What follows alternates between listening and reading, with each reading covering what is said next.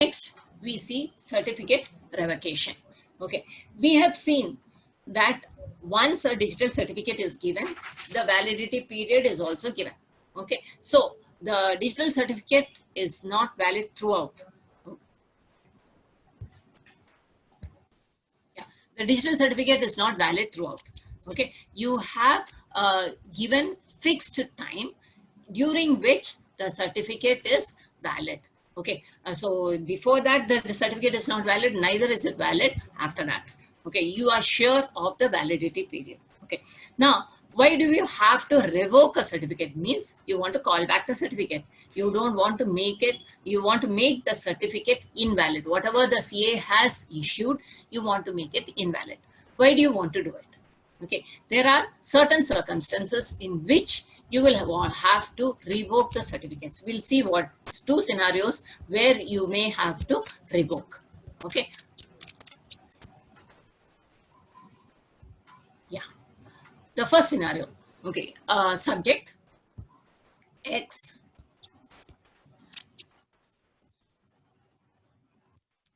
subject X has been issued this particular certificate. Okay, and it is valid from January 1st, 2010 to December 31st, 2010. Okay, X is working in an organization. Okay, from the organization, he has got this certificate. He has got the power to use the certificate. Where does he use? Maybe for some authentication purposes or to for some key exchange. We have seen Diffie-Hellman. Okay, you want a shared key between this organization and another organization. They will request X for the shared key. X is going to work. He is going to generate the shared secret key between his organization and the other organization, and that is going to be used for further communications. Okay, so and you know that it is a very secure communication that you are going to have. Okay, now X quits this organization on 1st April. Okay, on 1st April, is the certificate valid? Yes, certificate is valid. The validity of the certificate is from January 1st to December 31st, whereas he has quit the organization on April 1st. Okay, now what happens to the certificate? When he was in the organization, he might have taken backups. Okay, since it is only for key generations, he is allowed to take a backup. He might have taken backups. Okay, now we don't know. When he is saying that he is returning the key, the backup is still there in his laptop. Okay, or with him in some means. And once he goes out of the company, he can still use that certificate. He can generate the key and he can use it, or he can authenticate himself. Okay, now anybody else who is using, who is making you, whom X is using to have a communication, will they know that X has left the organization?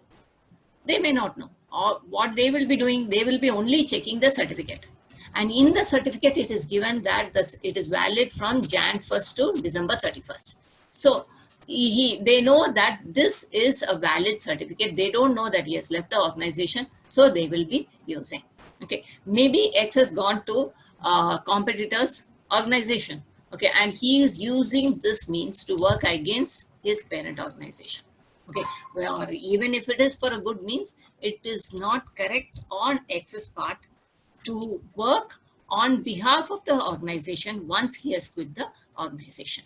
Okay, so he should not be able to use the certificate that has been issued to him.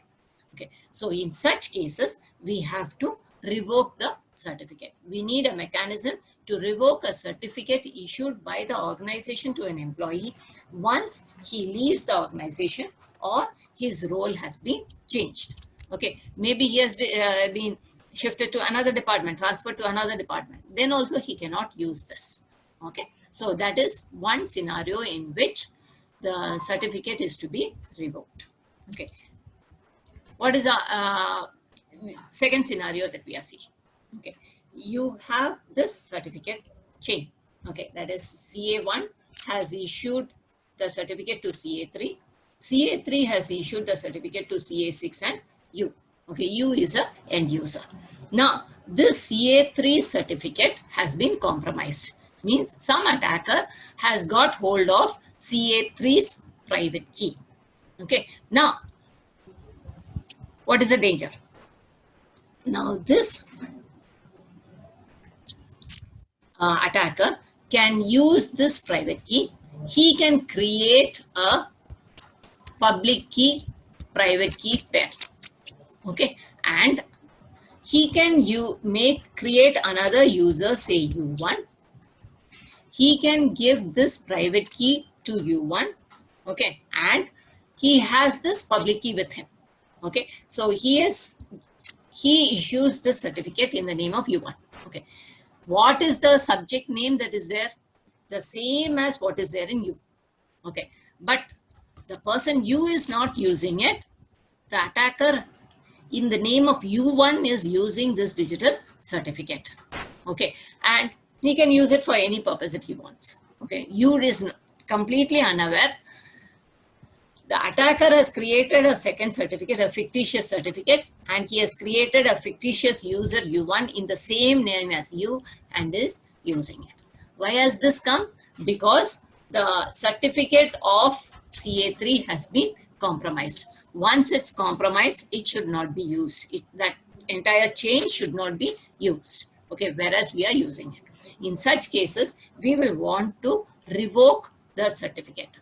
Okay, I'm just repeating it. Suppose the private key of CA3 was compromised. An attacker with access to the compromised private key could then do the following. He generates a public key, private key pair XY. He creates a certificate containing the public key X with the subject name U. Okay, and then he signs the above certificate using the compromised private key CA3. Okay, later he can use this certificate as the digital certificate of U. Okay, so in such case also we will need to revoke the certificate. Yeah. Now, how do we go to revoke these certificates?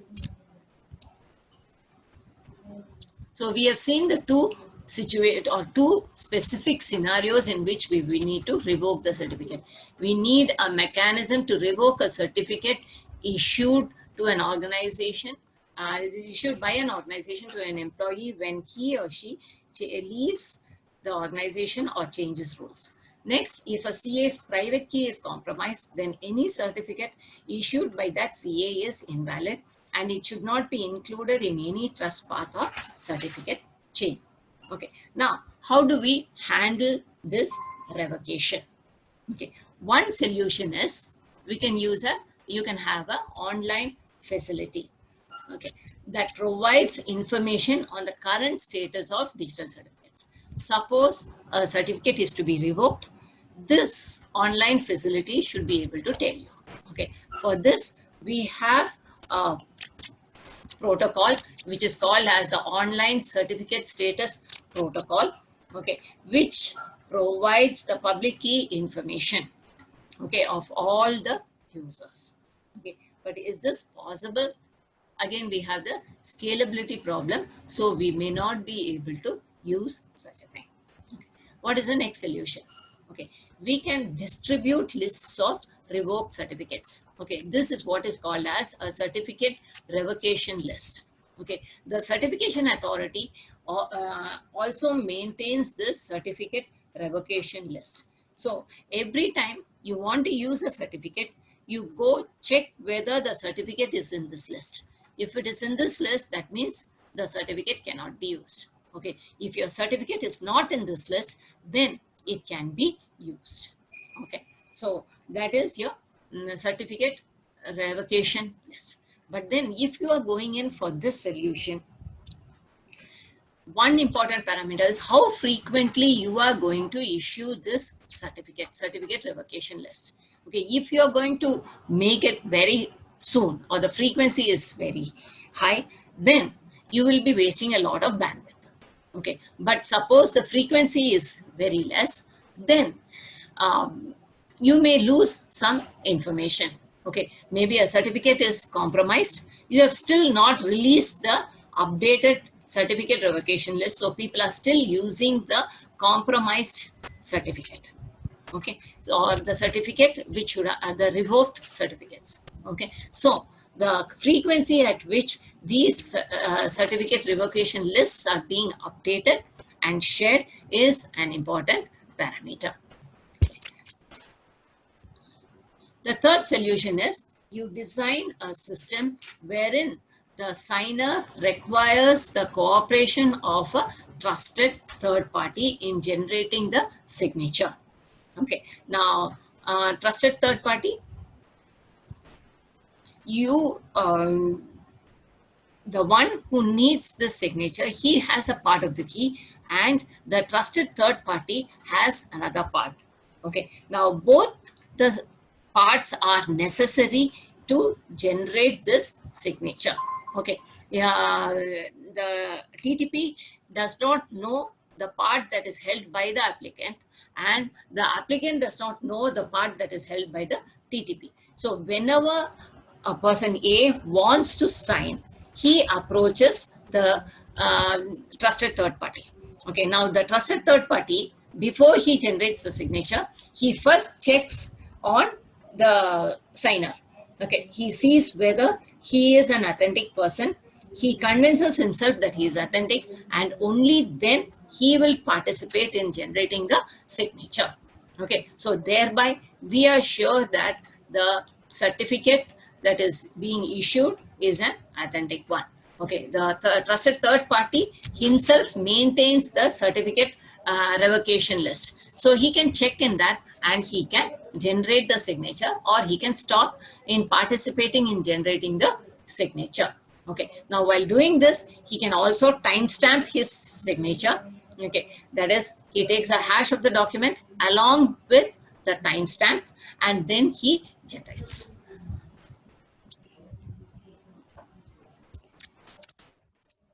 Is it clear so far, whatever we have done? Yes? Okay.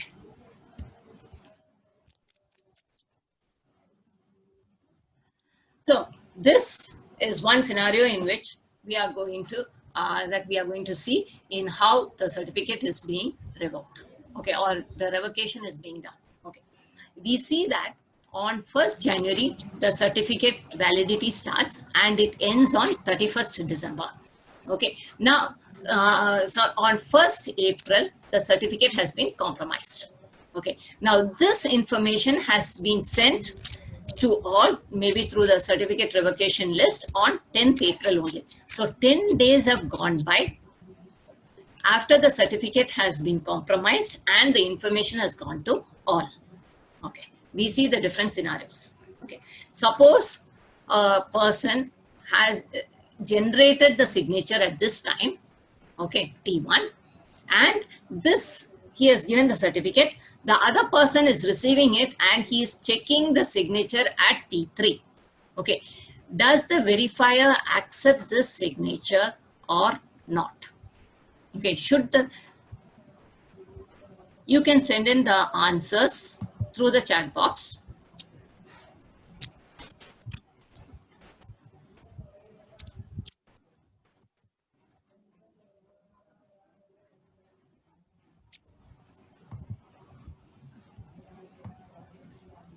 Yes, I have received yes as the answer. Yeah, he will receive it because at that time he knows. Should he accept? Yes, he has to accept because at T1 the certificate was authentic. It was not compromised. Okay, so he has to accept. So the verifier has accepted and he should have accepted. So it is fine. We'll take the second time. Okay, the certificate has been signed at T1, but it is being verified at T4. Will the verifier accept the signature or not? You can send your answers. No. Okay. Yes, he will not accept it because the information has gone before T4 that the certificate has been revoked. Okay, so it will not be accepted. But should it be accepted? It was signed before the compromise date. Okay, so actually he should have accepted it, but because the signature is now found in the revocation list, he will not be accepting it. Clear?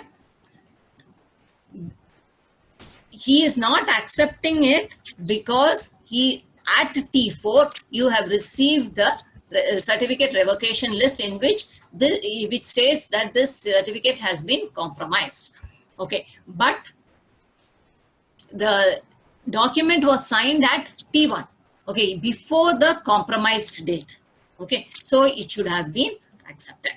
Okay, now the third scenario, wherein the certificate was signed at T2 after the key was compromised, and it is being verified at T3 before the certificate revocation list has been sent. Okay, should it be accepted or not?